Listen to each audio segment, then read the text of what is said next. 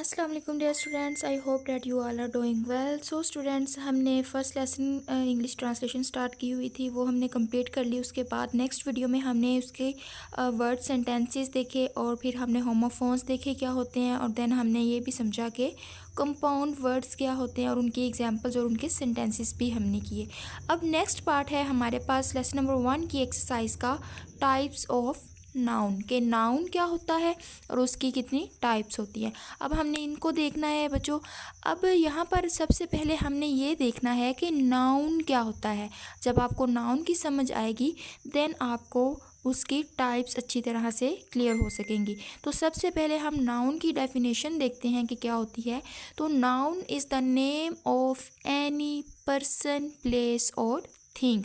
किसी भी शख्स, जगह या चीज़ के नाम को नाउन कहते हैं। ठीक है। अब दुनिया में जितनी चीज़ें हैं बच्चों, हर चीज़ का कोई ना कोई नाम होता है। तो हर वो चीज़ जिसका कोई नाम होता है उसको हम नाउन कहते हैं। ठीक है। अब कोई भी चीज़ नाम के बगैर नहीं होती, तो इसका मतलब ये है कि दुनिया में जितनी चीज़ें हैं उनके नाम को नाउन कहते हैं। क्लियर है बच्चों। अब नेक्स्ट हम चलते हैं इसकी टाइप्स की तरफ। तो नाउन को अच्छी तरह से समझने के लिए नाउन की टाइप्स बना दी गई, ताकि कुछ को कॉमन नाउन कह दिया गया, कुछ को प्रॉपर नाउन कह दिया गया, कुछ कलेक्टिव नाउन, और एक टाइप है इसकी कॉन्क्रीट नाउन और एक है एब्स्ट्रैक्ट नाउन। अब हम इनको वन बाय वन देखते हैं, इनकी डेफिनेशंस और एग्जांपल। सबसे पहली टाइप है कॉमन नाउन। कॉमन नाउन आम नाम। कॉमन मीन आम और नाउन मीन नाम। यहाँ पर मैंने आपको बताया इसको नाउन किसको कहते हैं, नाम को कहते हैं, और कॉमन का मतलब होता है आम। तो किसी भी आम शख्स, जगह या चीज़ के नाम को कॉमन नाउन कहते हैं। इसकी डेफिनेशन देख लेते हैं। A noun which does not point out any particular person, place और थिंग। एक ऐसा नाउन, एक ऐसा नाम जो किसी भी पर्टिकुलर ख़ास शख्स, जगह या चीज़ को पॉइंट आउट नहीं करता, but is common to all persons, लेकिन तमाम पर्सनस के लिए कॉमन होता है, और थिंग या चीज़ों के लिए फॉर द सेम क्लास, जो कि सेम क्लास से ताल्लुक़ रखती हों, और काइंड या सेम किस्म की हों, is called a common noun. तो कोई भी ऐसा नाम जो बहुत सारी एक जैसी दिखने वाली चीज़ों को दे दिया जाए उसको हम कॉमन नाउन कहते हैं। अब यहाँ पर देखें कि ये इसकी एग्जांपल देखें आप। सबसे पहले हम नेम, प्लेस और थिंग, ये तीनों की एग्जांपल यहाँ पर दी हुई हैं बच्चों। सबसे पहले हम देखेंगे नेम कि कॉमन नाउन नेम के तौर पर कैसे यूज़ होता है। अब हमारे पास एक वर्ड है बॉय, तो ये जो वर्ड है ये हमारे पास कॉमन नाउन है। क्यों? क्योंकि हमें पता है कि एक बहुत सारी एक इस तरह के दिखने वाले लोग जिनके इस तरह के बाल हों और ड्रेसिंग सेंस इस तरह की हो, तो उनको हम एक कॉमन, तमाम इस तरह के दिखने वाले इंसानों को हमने एक आम नाम दे दिया। क्या नाम दे दिया? बॉय का। ठीक है। तो वो हमारे पास उनका एक कॉमन नाउन है। इसी तरह मैन, टीचर भी जो पढ़ा रहा हो, टीचर जो लेसन आपको देता हो और आपको टीच कर रहा हो, तो उन तमाम इस तरह के दिखने वाले लोगों को हमने एक कॉमन नाउन दे दिया, टीचर। इसी तरह अब हम एक एग्जांपल लेते हैं स्कूल की। ठीक है। तो ऐसी तमाम बिल्डिंग्स जहाँ पर पढ़ाने का काम हो रहा है, स्टूडेंट्स आ रहे हैं, बच्चे आ रहे हैं डेली, ठीक है, पढ़ाने का काम हो रहा है, तो इस तरह की दिखने वाली तमाम बिल्डिंग्स को हमने एक नाम दे दिया, क्या? स्कूल। के ये स्कूल है। हम उसको फ़ौरन से देखते हुए, चाहे जिस सिटी में चले जाएं, जिस कंट्री में चले जाएं, हम कोई भी इस तरह की दिखने वाली बिल्डिंग होगी जहाँ पर बच्चे पढ़ने आ रहे हैं, पढ़ाने का काम हो रहा है, तो उसको हम एक कॉमन नाउन दे देते हैं कि ये भाई स्कूल है। ठीक है। तो इस तरह कॉमन नाउन। अब नेक्स्ट है हमारे पास type proper noun. Proper noun, proper का मतलब होता है बच्चों कंप्लीट। प्रॉपर है कंप्लीट, यानी कि ख़ास, और नाउन नाम। तो किसी भी, ये कॉमन नाउन के बिल्कुल अपोजिट है। किसी भी ख़ास शख्स, जगह या चीज़ के नाम को प्रॉपर नाउन कहते हैं। अब यहाँ पर इसकी डेफिनेशन हम देख लेते हैं। A proper noun is the name of a particular person, एक ख़ास पर्सन का नाम, प्लेस या ख़ास जगह, और थिंग या किसी ख़ास चीज़ के नाम को कहते हैं। It always begins with a capital letter. तो हमने ये पहले भी रूल पढ़ा हुआ है बच्चों के, जब कोई प्रॉपर नाउन होता है तो उसका फर्स्ट लेटर हम कैपिटल लिखते हैं। ठीक है, तो प्रॉपर नाउन किसी भी ख़ास शख्स, जगह या चीज़ के नाम को कहते हैं। ठीक है, और इसका जो फर्स्ट लेटर होता है वो हम हमेशा कैपिटल लिखते हैं। यहाँ पर एग्जांपल देख लें, नेम का इल्लामा इकबाल, क्योंकि इल्लामा इकबाल जो है वो एक ख़ास पर्सनालिटी का नाम है, तो इसलिए ये प्रॉपर नाउन है। ठीक है, और अगर ये प्रॉपर नाउन है तो इसका फर्स्ट लेटर कैपिटल लिखेंगे। ठीक है, इसलिए इसी तरह न्यूटन, अहमद, मतलब किसी एक बॉय का एक पर्टिकुलर नाम लिया जा रहा है। ठीक है, तो ये हमारे पास प्रॉपर नाउन हो जाएगा। इसी तरह लाहौर, लाहौर एक पर्टिकुलर अगर सिटी लिखा हुआ होता तो फिर इसका मतलब था कि ये एक कॉमन नाउन है, लेकिन यहाँ पर एक स्पेसिफिक एक सिटी का नाम लेकर जो है वो बात की जा रही है कि लाहौर, लाहौर की बात की जा रही है, तो इसका मतलब है लाहौर प्रॉपर नाउन है। आई होप बच्चों कि आपको कॉमन नाउन और प्रॉपर नाउन की समझ आ गई होगी। कॉमन नाउन किसी आम शख्स, जगह या चीज़ के नाम को कहते हैं, और प्रॉपर नाउन किसी ख़ास शख्स, जगह या चीज़ के नाम को कहते हैं। अच्छा जी, नेक्स्ट हमारे पास है कलेक्टिव नाउन। अब कलेक्टिव नाउन का आपको यहाँ पर नेम से अंदाज़ा हो जाना चाहिए कि कलेक्टिव, कलेक्शन, कलेक्टिव का मतलब होता है जमा करना, और नाउन नाम। जब बहुत सारी एक मतलब चीज़ों को एक जगह पर जमा कर दिया जाता है तो उनका एक नाम रखा जाता है, तो उसको कलेक्टिव नाउन कहते हैं। डेफिनेशन देख लेते हैं to make the understanding more clear. A collective noun is the name of a group or collection of persons, animals or things taken as a whole। ठीक है, तो एक कलेक्टिव नाउन क्या होता है? एक नेम होता है किसी भी ग्रुप का या किसी कलेक्शन का। किस चीज़ की कलेक्शन होगी? वो पर्सनस की हो सकती है, एनिमल्स की हो सकती है, या किसी भी चीज़ की हो सकती है, तो उसको कलेक्टिव नाउन कहेंगे। अब नेक्स्ट हम देखते हैं हमारे पास कौन सा, इसके कुछ एग्जांपल्स भी हम देखेंगे। अब यहाँ पर कलेक्टिव नाउन पर्सनस के कलेक्शन का जिक्र किया जा रहा है, तो यहाँ पर आर्मी। ठीक है, आर्मी में हमारे बहुत सारे सोल्जर्स होते हैं, तो उनको एज अ होल लिया जा रहा है, तो यहाँ पर आर्मी हमारे पास क्या है? कलेक्टिव नाउन है। उसके बाद है पार्टी वर्ड, तो पार्टी भी एक कलेक्टिव नाउन है। क्लास, क्लास में बहुत ज़्यादा लोग होते हैं, और स्टूडेंट्स होते हैं, टीचर्स होते हैं, तो उनको एज अ होल लिया जा रहा है, तो यहाँ पर क्लास भी हमारे पास क्या है? कलेक्टिव नाउन है। इसी तरह आप ये वाली एग्जाम्पल्स देख लीजिएगा। अच्छा जी, नेक्स्ट है हमारे पास कॉन्क्रीट नाउन। तो concrete noun can be detected and felt with our 5 senses. तो ऐसी चीज़ों के नाम जिनको हम अपनी 5 सेंसेस से जो है वो फील कर सकते हैं, वो होते हैं हमारे concrete noun. We can touch or see them, हम उनको टच भी कर सकते हैं और उनको सी भी कर सकते हैं। जैसे कि टाइगर, टाइगर एक कॉन्क्रीट नाउन है। हाउस एक कॉन्क्रीट नाउन है। टीचर भी कॉन्क्रीट नाउन है, और एरो भी। ठीक है, अब नेक्स्ट है हमारे पास एब्स्ट्रैक्ट नाउन। ये बच्चों इसमें आप लोग बहुत कंफ्यूज होते हैं, इसको आपने अच्छी तरह से समझना है कि एब्स्ट्रैक्ट नाउन क्या होता है। An abstract noun is the name of a state, quality, action or feeling or an idea that we can only think.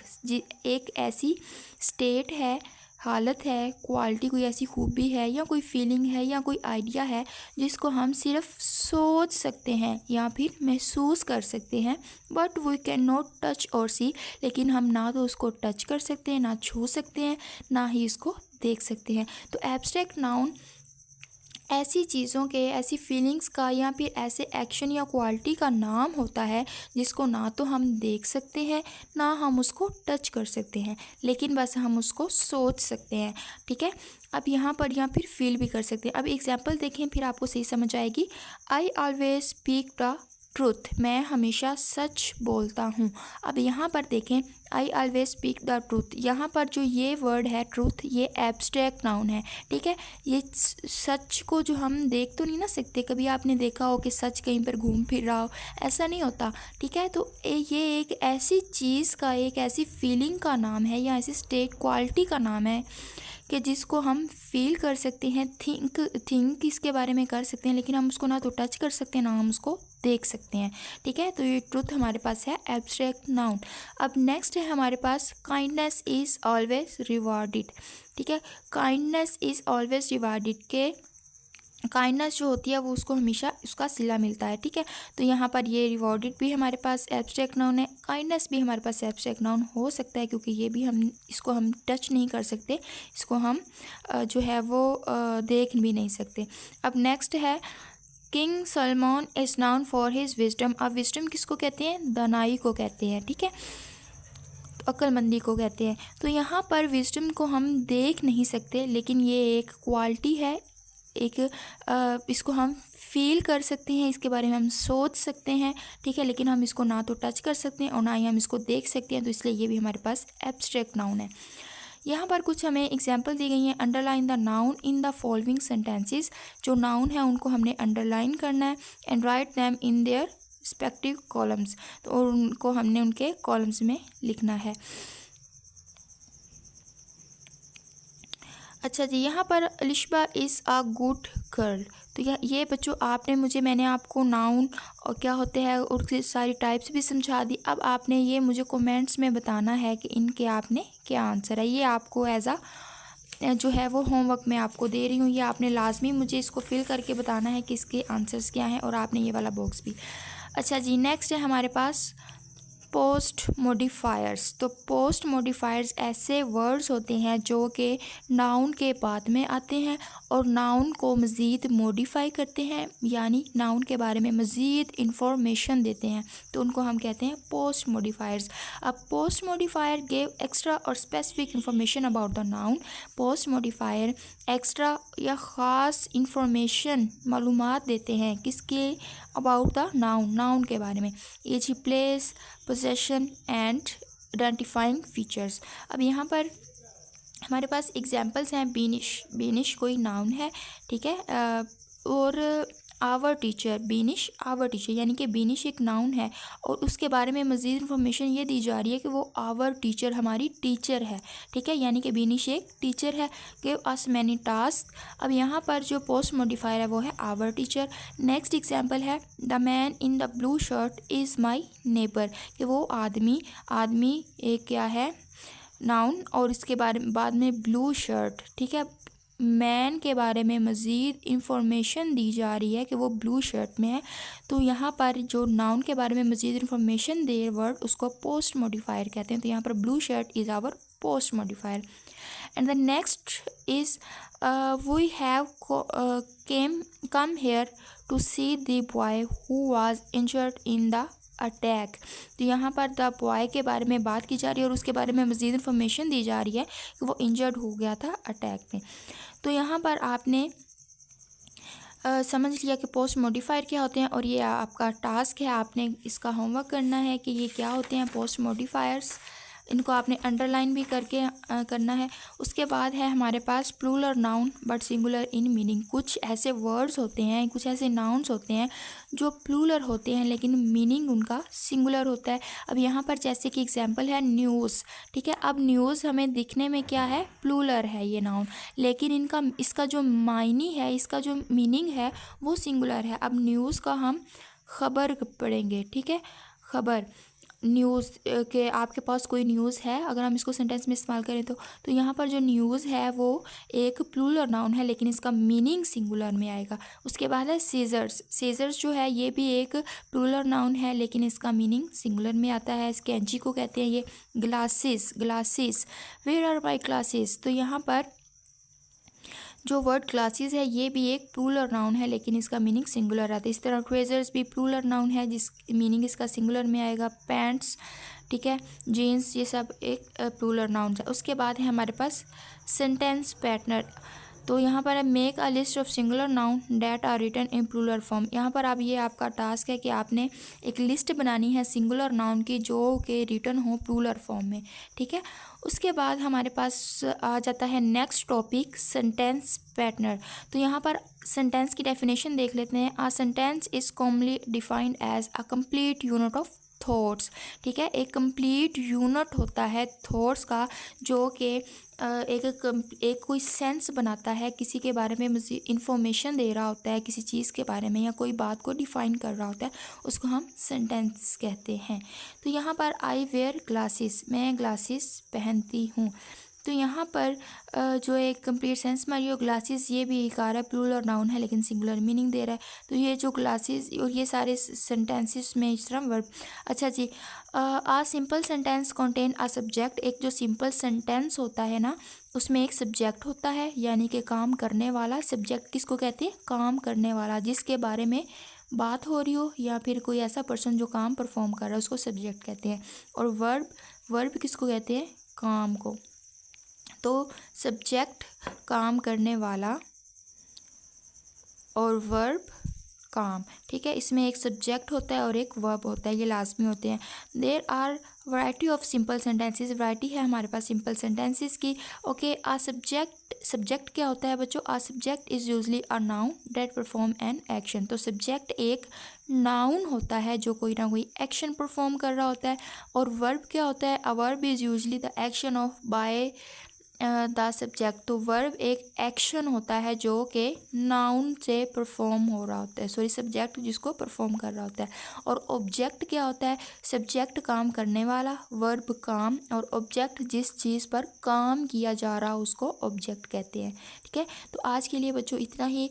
इंशाल्लाह अब नेक्स्ट वीडियो में आपको इसकी कंप्लीट ट्रांसलेशन, ये लेसन हम कंप्लीट कर लेंगे, फिर हम इसका ऐसे हज़रत मोहम्मद आ रहा है हमने उसको भी देखना है। तो मिलते हैं नेक्स्ट वीडियो में, तब तक के लिए अल्लाह हाफिज़। कोई बात आपको समझ ना आए तो आप कमेंट सेक्शन में पूछ सकते हैं। Take care.